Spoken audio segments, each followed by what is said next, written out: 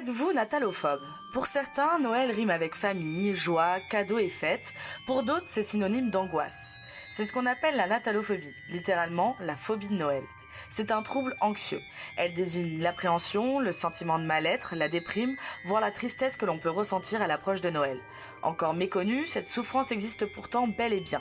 En 2022, un sondage avait démontré que 40% des femmes et 25% des hommes étaient concernés par cette angoisse des fêtes de fin d'année. Entre pression sociale, charge mentale et vraie peur, la natalophobie peut se manifester à la vue d'un sapin, d'une guirlande ou même devant l'incontournable bûche de Noël. Mais d'où vient cette angoisse? On vous en dit plus sur la natalophobie.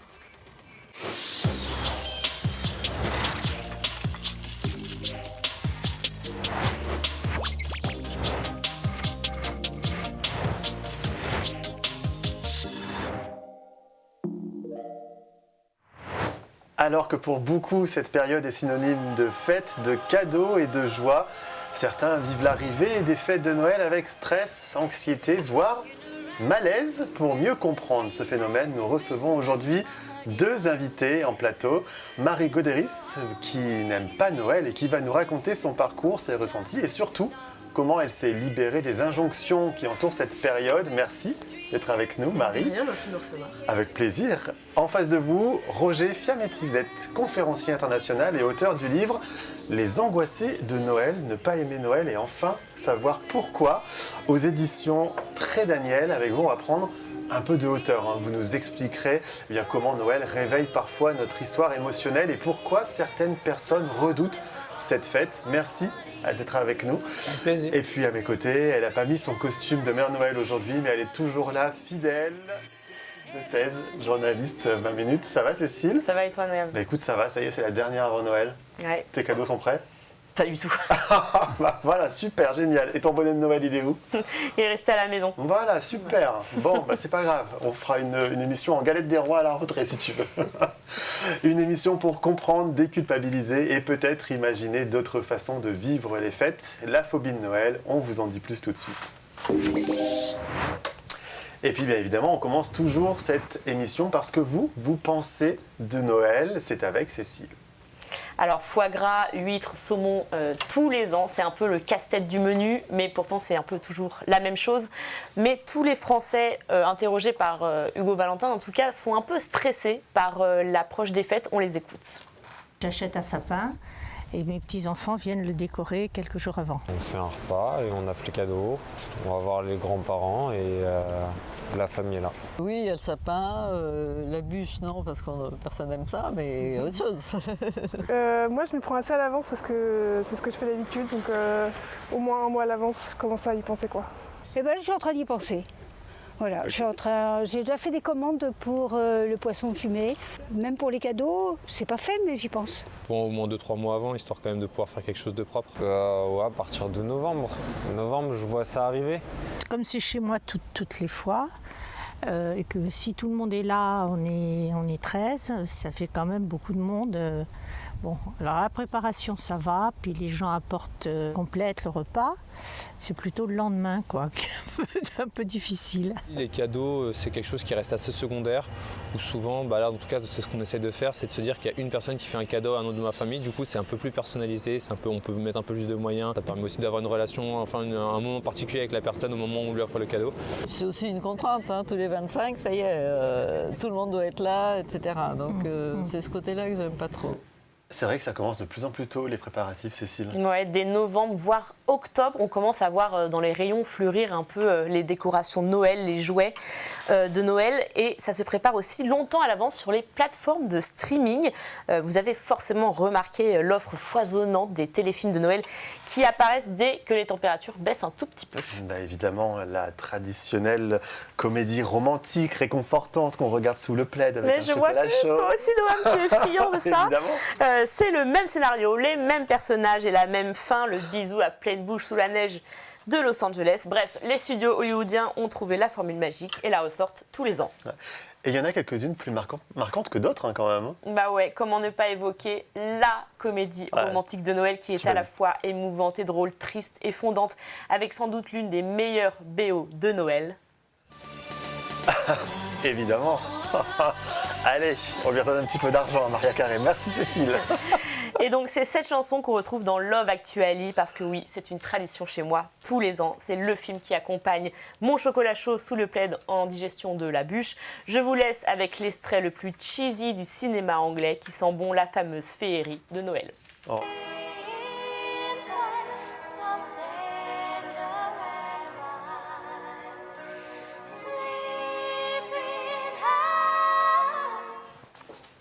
Merci Cécile et on te souhaite évidemment de très belles fêtes de fin d'année. Elle s'appelle Marie et depuis l'enfance, Noël n'a jamais été pour elle un moment de joie ou de magie, mais plutôt une source d'obligation, de pression familiale et parfois d'angoisse entre une famille modeste, des traditions imposées, des attentes très fortes et une comparaison constante avec les beaux Noëls des autres. Marie a longtemps vécu les fêtes comme une période pesante. Pourtant, au fil des années, elle a réussi à se libérer de ses injonctions, à poser ses limites et même à réinventer sa manière de vivre ou de ne pas vivre Noël sans culpabilité. Elle est avec nous. Comment ça va, Marie ? Bah ça va avec tous ces petits cadeaux autour de moi, tout va bien. J'allais vous le dire, on a décoré le plateau spécialement pour vous. Bah c'est gentil, je le prends personnellement. On n'a pas trop chargé, ça va ? Non, ça va. Ça va. Alors, expliquez-nous, donc, depuis toute petite, Noël, c'est un peu compliqué pour vous. Ça a toujours été un peu une période forcée, c'est ça ? Expliquez-nous. Ouais, alors j'ai une famille déjà qui est divorcée depuis toute petite, donc forcément j'ai déjà ce poids-là, de dire que j'ai pas une famille unie tout le temps pour Noël. Et du côté de ma maman, c'était des revenus très modestes, donc on n'avait pas beaucoup de cadeaux, même si on était très contents de se réunir tous ensemble tous les ans.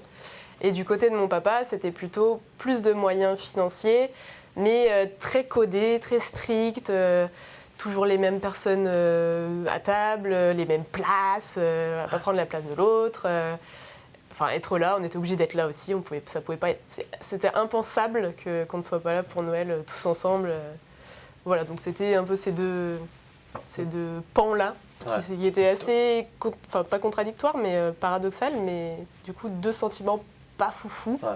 Donc vous ne trouvez pas votre place, vous, finalement, dans tout ça ? Ouais, bah on m'impose un peu ma place, ouais, enfin surtout du côté de mon papa, du coup, mais je trouve, ouais, non, je trouve, enfin on m'impose ma place, donc je suis, en fait. Ouais. C'est dans ce sens-là où je dis que c'est un peu forcé, c'est qu'on suit, en fait, on est obligé de le faire. Là, par exemple, je plaisantais en disant j'ai décoré le plateau pour vous. À l'idée de voir tout ça, par exemple, c'est quand même pas source d'angoisse. Enfin, vous n'allez pas faire un malaise sur le plateau. Non. On n'en est pas là, quand même. Non, on n'en est pas là, et je pense que j'en suis jamais arrivée là, mais l'angoisse profonde qu'on veut pas exprimer, je pense qu'elle a été là pendant des années avant que je me dise que... Enfin, je pense qu'on y vient après, mais avant que je me dise que, bah non, en fait, Noël, c'est cool. Ouais. C'est cool. Alors, à quel moment vous vous dites ça, justement ? Quand je me dis ça, bah déjà à l'adolescence, quand j'ai eu un peu le droit de dire si j'avais envie de venir ou pas, j'ai commencé à dire je suis encore obligée de le faire, et on m'a dit oui, ni oui ni non. Donc je me suis dit bon non, là je reste avec mes copains par exemple. Ouais. Et après, c'est un peu plus tard dans la vie active où j'étais de fait de mon travail, en fait j'étais dans le sud, j'ai grandi vers Lyon, j'étais dans le sud pour mon travail. Et c'était pas possible de faire le voyage aller-retour juste pour Noël, donc je l'ai passé seule en fait, chez moi. Je me suis fait mon petit plateau de sushi, je crois que si je me rappelle bien. très pas du tout Noël. Okay. Et c'était super, enfin, j'étais devant ma télé avec mon petit plateau de sushi, sous mon plaid, et donc tout s'est bien passé. Les angoisses disparaissent ? Ouais, les angoisses disparaissent. Bon, après, il y a toujours cette petite comparaison quand on retourne au bureau et qu'on voit les récits de Noël des familles des autres, on se dit bon... C'est pas grave, mais moi j'ai accepté que ma famille n'était pas comme ça depuis des années, donc, mais tout va bien, et moi j'ai passé un Noël toute seule. Bon, j'étais avec mon chien, je sais pas si ça compte. Ah bah, j'imagine que oui. Mais c'était très cool. On en parlera, j'imagine, avec vous, mais ça doit compter, ouais. Donc c'était pas vraiment seule en soi, mais j'étais pas avec le foie gras. Ouais. Bah, c'est peut-être aussi ça que j'ai remarqué en plus, que vraiment j'ai passé une super soirée toute seule, et j'avais pas le tonton qui me disait ça, le grand-père qui me disait il est où ton Jules, voilà. Ouais. Si on revient un petit peu en arrière, tout à l'heure vous parliez d'angoisse, mais est-ce que vous aviez des signaux au moment où vous disiez oula, je sens que ça va pas, ou que je commence à stresser, ou Ouais, un peu Ça le ressemblait à stress. quoi Bon, c'était le petit stress qu'on a, le petit guillis dans le ventre qui est pas très agréable. Là, Ouais. c'est pas le guillis dans le ventre quand on tombe amoureux. C'est pas celui-là. Ouais, c'est pas les petits papillons. Non, non, ouais, c'était un peu cette petite anxiété dans le ventre. Et puis, ouais, je sais pas, j'ai jamais pensé à ça. Comment ça se manifestait. Juste, ouais, une petite angoisse intérieure. Mais j'avais pas des crises d'angoisse ou quoi, mais je sentais que c'était. Voilà. J'étais pas forcément hyper heureuse d'être là, quoi. On parlait aussi des injonctions tout à l'heure dans l'introduction. Aimer Noël, être en famille, devoir offrir des cadeaux. Tout ça, c'est assez fort finalement dans ce que vous racontez. Qu'est-ce qui vous dérange le plus dans tout ça ?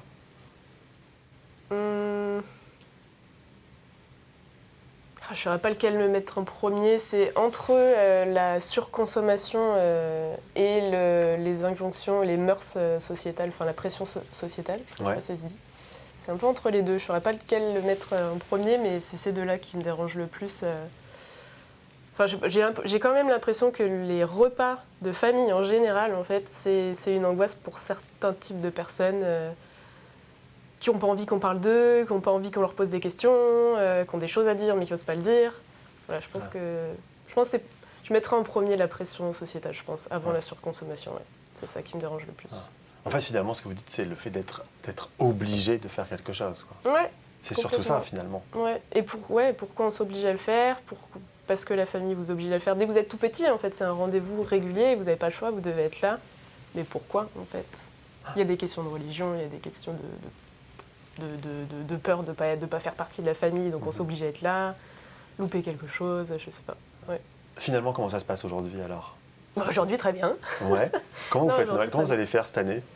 Bon, cette année, c'est en tout petit comité avec juste ma maman et ma sœur. Ça fait des années qu'on ne s'est pas retrouvées toutes les trois à Noël, ça fait vraiment longtemps. Donc c'est chouette.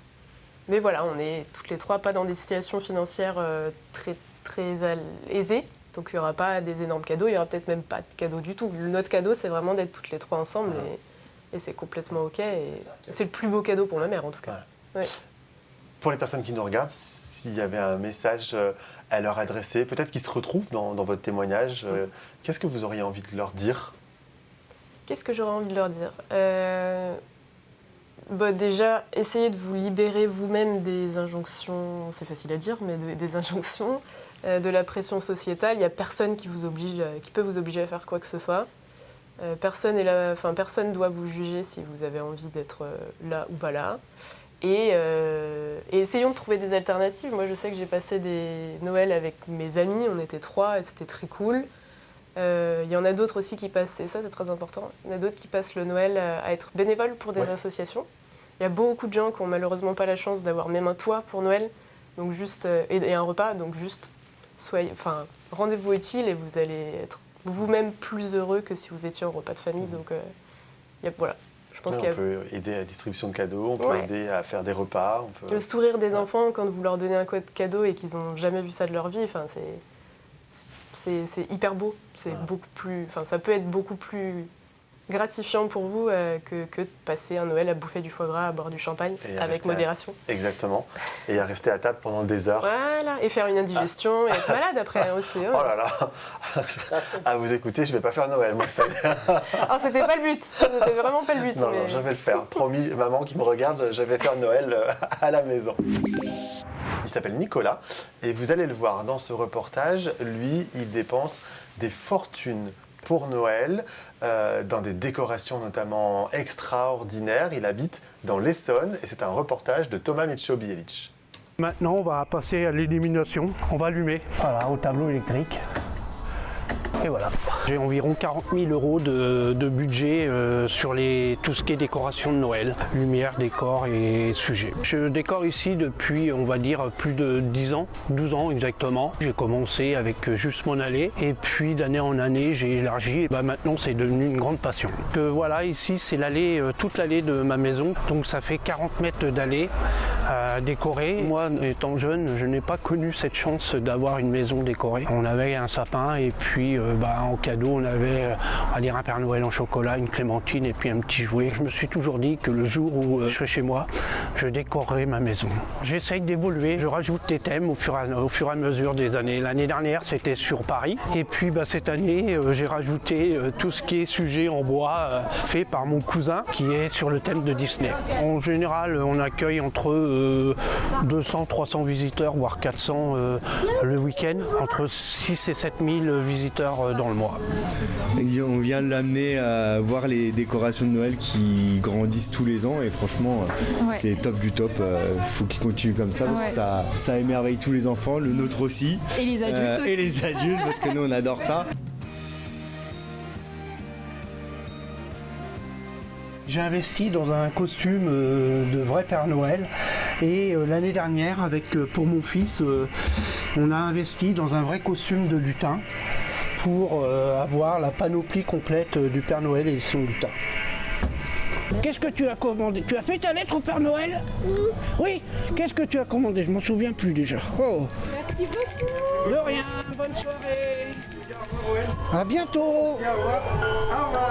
Et dans 18 jours je passe, hein. 18, hein. Conférencier international, formateur et auteur de nombreux ouvrages sur les émotions enfouies, il a mis au point l'approche somato-émotionnelle, une méthode qui décrypte la manière dont notre histoire personnelle s'inscrit dans notre corps. Et il s'est récemment intéressé à un sujet dont on parle encore peu, les personnes qui redoutent Noël. Son livre, que j'ai là évidemment, Les angoissés de Noël, ne pas aimer Noël, et enfin savoir pourquoi, explore tout ce que cette période peut réveiller. Souvenirs d'enfance, tensions familiales, solitude, surconsommation, on en parlait, mais aussi ce fameux enfant intérieur que la fête vient toucher. Il va nous aider à comprendre pourquoi, derrière les lumières et les chansons omniprésentes, Noël peut en réalité devenir une période très difficile pour certains. C'est tout de suite. Comment ça va à quelques jours de Noël? Très bien, très bien. Bon. Prêt. Vous, les décors, il n'y a pas de problème, hein? Plus il y en a, mieux c'est. Moins il y en a, mieux c'est. Le décor, c'est pas ce qui compte. C'est pas ce qui compte le plus. C'est pas l'extérieur. Ouais. C'est la façon dont on le vit. Ouais. Et comme l'a si bien dit Marie, l'important, c'est d'être ensemble. Ouais. Mais pour être ensemble, il faut d'abord être bien avec soi-même, pour être bien avec les autres. Et c'est de ça dont on va... Je pense que c'est ça la clé du bonheur de la fête de Noël. Ouais. Noël, c'est un rassemblement, mais surtout avec soi-même. Ouais. Avant d'aller plus loin, est-ce qu'on peut rappeler la définition de la natalophobie pour les personnes qui nous prennent peut-être en cours de route là, parce que c'est ce dont on parle? Voilà, le terme est peut-être un peu fort, parce que natalophobie, on pense à une phobie. Une phobie, c'est quand même quelque chose d'assez important, hein, c'est un peu le domaine de la psychose. Hein. Donc, je pense que c'est plutôt une aversion ou une tension, je dirais même un mal-être ou un malaise qui apparaît déjà avant la fête de Noël. Donc, le 25 décembre, le 24, le grand réveillon, le grand repas. Il faut préparer les cadeaux, il faut préparer le repas, il faut imaginer ce qu'on va pouvoir offrir, etc. Donc ça déclenche... il y a deux sortes de stress. Hein. Il y a le stress aigu qui provoque la production d'adrénaline, et puis il y a le stress chronique qui provoque la production de cortisol. Et c'est plutôt ce stress chronique qui va entrer en jeu, avec cette tension, ces idées qui tournent en tête, ces ruminations, tous les traquins, toutes les appréhensions. Et les personnes qui sont un peu réfractaires ou qui sont un peu trop tracassées ou peut-être qui ont trop envie de faire plaisir, sont déjà dans cette tension qu'on va appeler une angoisse, parce que finalement, c'est un état de mal-être qui indispose finalement et qui rend cette fête un peu lourde. Donc je pense que Noël, ça doit être un moment de réjouissance, de rassemblement, mais il y a tellement d'éléments qui vont à l'encontre de la réussite de cette fête. Hein, déjà, ce qu'on impose comme cadeau. Pourquoi est-ce qu'on doit se faire des cadeaux chers? Est-ce que le plus beau cadeau, c'est pas justement de se voir et de s'aimer et de se rencontrer? Deux, le repas. Hein, on a vu des années où c'était l'antilope, où les gens essaient de trouver du kangourou. Il y a eu des années où les gens faisaient du kangourou. Bon, alors, les huîtres, le saumon, le foie gras, c'est déjà pas mal. La dinde, c'est out of date, là, c'est obsolète, hein, ça fait un peu ringard même si on y revient maintenant un petit peu. Donc, il y a le repas, il y a les cadeaux, il y a qui on va inviter, qui on ne va pas inviter. Je me suis disputé avec ma belle-sœur parce qu'elle n'a pas voulu être aval pour le prêt. À cause de ça, je n'ai pas pu acheter ma maison. Et à cause de ça, on est toujours dans une petite maison. Et il y a 3 chambres alors qu'il y a 5 enfants. Et on va devoir manger en face d'elle toute une soirée. Non, je ne peux pas supporter. Je ne viens pas. Et les gens tombent malades réellement parfois. Alors qu'est-ce que vous pensez de toute cette pression qu'il y a aussi autour?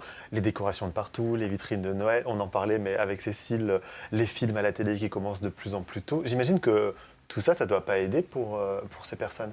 Alors voilà, normalement, ça doit être agréable. C'est génial d'avoir des belles musiques, etc. Les Madeleines de Proust, on a passé à Noël quand on avait 5, 6, 7, 8, 9, 10 ans. Ça ramène au plaisir de la fête. Alors maintenant, imaginez une maman qui a perdu son enfant ou une dame qui a perdu son mari. Alors on joue toujours à Toussaint. À la Toussaint, la fête de Toussaint, c'est la fête où on fête les morts. Donc dans ce grand rassemblement mondial, le 1er novembre, on va fêter les morts. Donc on va communier, on va avoir une pensée, on va garnir les tombes et on pense aux morts et on se rassemble. Dans une forme de joie finalement, parce que les gens quand ils viennent du cimetière, ils ne sont pas tellement tristes, ils ont été un peu parlé à leurs défunts. Tandis qu'à Noël, c'est la place qui est libre, la place qui est vide. Et à Noël, on ressent encore plus crûment et plus cruellement l'absence du défunt. Alors quand c'est le papa qui avait 98 ans, bon, ou le grand-père, voilà, mais quand c'est l'enfant qui avait 12 ans et qui est décédé dans un accident de voiture pendant l'année, la fête de Noël, c'est souvent, on l'a fait pour les autres, pour ceux qui restent. Mais il n'y a pas de joie, il y a de l'amertume, c'est trop dur. Et vous avez des personnes qui fêtent Noël malgré tout, mais qui y vont avec les pieds de plomb. Et pour ces personnes-là, c'est vrai qu'il faut au moins travailler sur le deuil, il faut travailler sur l'absence. Et la fête de Noël, c'est vrai que s'il pouvait être le 3 janvier le plus vite possible, c'est leur vœu le plus cher, c'est d'avoir ça derrière eux, quoi. Quelles sont vos pistes pour terminer, après avoir dit tout ça, pour aider justement ces personnes, pour vivre Noël autrement? Est-ce qu'il y a des pistes à explorer? Alors moi, je crois que la plus grande des pistes, c'est celle qu'on peut utiliser dans la vie pour tout. C'est l'introspection et de savoir pourquoi on n'est pas bien avec soi-même. Parce que si on est bien avec soi-même, on peut fêter Noël chez soi, avec les gens qu'on aime, et même tout seul, avec son chien. Mais quand on est bien avec soi-même, on est bien tout seul, même dans le désert, parce qu'on est avec soi-même. On peut se servir un thé, on peut se promener, on peut se lire un livre. On est deux. Et quand on est bien avec soi-même, on est bien partout. Merci.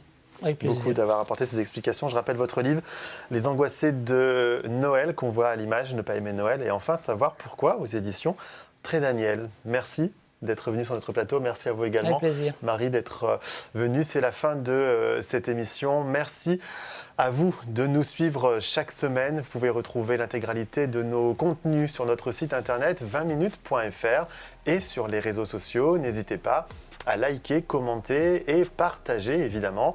Et puis, pour ne rien rater de 20 minutes, vous pouvez vous inscrire à notre newsletter. C'était la dernière émission de l'année 2025. Merci à toute l'équipe qui prépare chaque semaine toutes les émissions, rédacteurs en chef, journalistes, production.